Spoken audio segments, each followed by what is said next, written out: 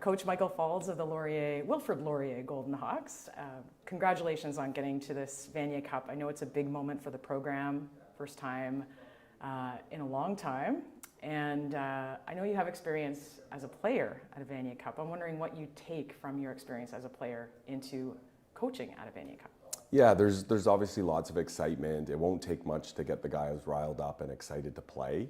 But we're trying to make it as normal as possible. Kind of our motto every single week this year and all season has been whatever it takes to go 1-0 this week. So we're trying to treat this Vanier Cup no different than we did a regular season game, than we did the Yates Cup, than we did last week's UTech Bowl. And I think that consistency, keeping it the same, although there's more press, there's more interviews, there's more noise around the game, we want to treat the body of work, the week, and the game as normal as possible for our players. You are 8-0 in the regular season. You're 2-0 in the playoffs, looking to go 1-0 this weekend. But you've been doing something special with your team in Novembers the last few years, even when your season was over. Can you tell us a little bit about the reasoning behind that and what it was that you did? Yeah, so as many people know, I'm a former Western Mustang player, and as a player, I kind of thought the good teams are the good teams and the bad teams are the bad teams, and it's just because they have better players and whatnot. But then when I became the offensive coordinator at York, I quickly realized when we were 0-8 and out of the playoffs that you're sitting there at home, not in the playoffs, your team is already not as good, and all those teams you're trying to pass that are better than you get to practice and game prep and have meetings for weeks upon weeks after you're sitting at home. So I told myself whenever I'm in a position of power, which happened in 2013 becoming the head coach here at Laurier, that we were going to practice up until the Vanier Cup. And in that first year, our motivation for our guys we're 1-7, but if we're going to close the gap, we're going to call it the drive for 5. And it ended up being non-playoff teams versus the Vanier Cup 2 teams. It's 5 weeks of extra football. So when you map that out over a university career, those teams that play in the Yates Cups, the Mitchell and the UTech and the Vanier Cup, get 2 more years worth of football development than those teams and players that don't make the playoffs. So we tried to close that gap, and close that gap is what we've done. Even back in 2016 when we lost in the UTech Bowl to Laval, we still practiced that next week, that Vanier Cup week. So it was special for our alum to see me put it out there that, you know, this week we're actually practicing because we do have an opponent this week, Vanier Cup week, and we're thinking of all of you because you helped pave the way for this moment. A lot of people are going to steal that recipe, I feel like, Michael, but that's okay. That's okay. It's a good recipe. It's got you here. You talked about the program itself. This team has kind of, since COVID, has gone through a bit of a, like a slow but very upward trajectory in terms of its rebuild. And you've found like diamonds in the rough. Like what's sort of like your recruiting strategy? How have you found some of those diamonds? Yeah, I would say our recruiting philosophy is a little bit different. A lot of scouts and coaches go out there to a high school game or a summer football game and ask the coach, who are your 2 to 3 best players?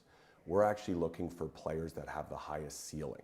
So sometimes I'll use receiver Leomia Jutalayo, number 11 for us. He had very little football experience, but what I saw was a 6'2" guy, 205 pounds, who can run like the wind. It's our jobs as coaches to develop them over time with meetings and workouts and practices to get them as close to their ceiling. So I might go to a practice and not even talk to the top 2 players at that high school team.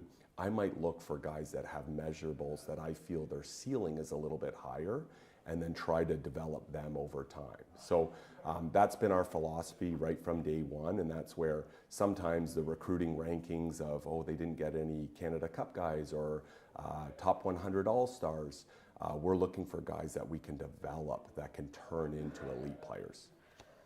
Your quarterback has turned into an elite player. Wasn't always that way, Taylor Elgersma. You were one of the best U Sports quarterbacks in your career. I'm wondering, what kind of development, what kind of counsel have you given him through his career? I mean, we saw him with back-to-back OUA MVPs.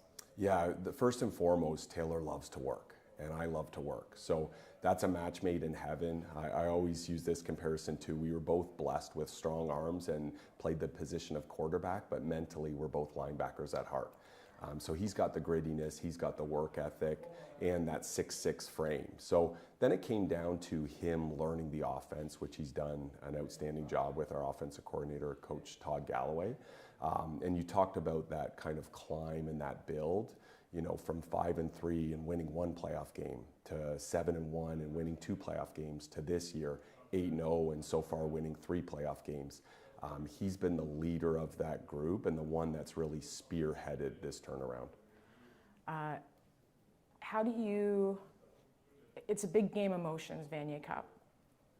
You've played in a Vanier Cup before. Like, what kind of advice do you have for him in particular about managing the game and managing emotions? Yeah, he's very emotional, but you know what? He actually plays his best when he is. So I would try to reel it back in if it was affecting his play. But when the ball is snapped, he is the calmest I've ever seen. It's in between plays, it's before the game, it's at halftime that he gets really riled up. But I'd like to think U Sport quarterbacks that play at a high level oftentimes get to their first, their second read, and their third read maybe 50% of the time. Countless times every single game, Taylor is being able to see the field and get to his 4th and 5th read. So it's what he has between the ears that really separates him. Can't let you go without talking about your opponent on Saturday. Laval, very familiar territory for them, played in 13 Vaniers, won 11 of them. What's it going to take to beat the football juggernaut program, as they're often called in this country? Yeah, first and foremost, like, we have the utmost respect for our opponent. Coach Constantine and I have a great relationship, and I've known him for several years. So I think that's the biggest thing. When we play our best, it's when we respect our opponent. And we did that both times with Western this year. We did it with Queens early in the year.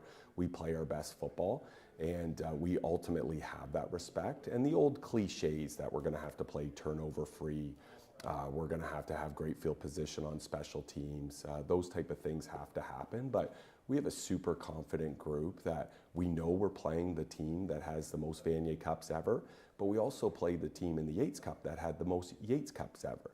So this has been a magical run built with hard work and desire and leadership, and we're trying to continue that for one more game to go 1-0.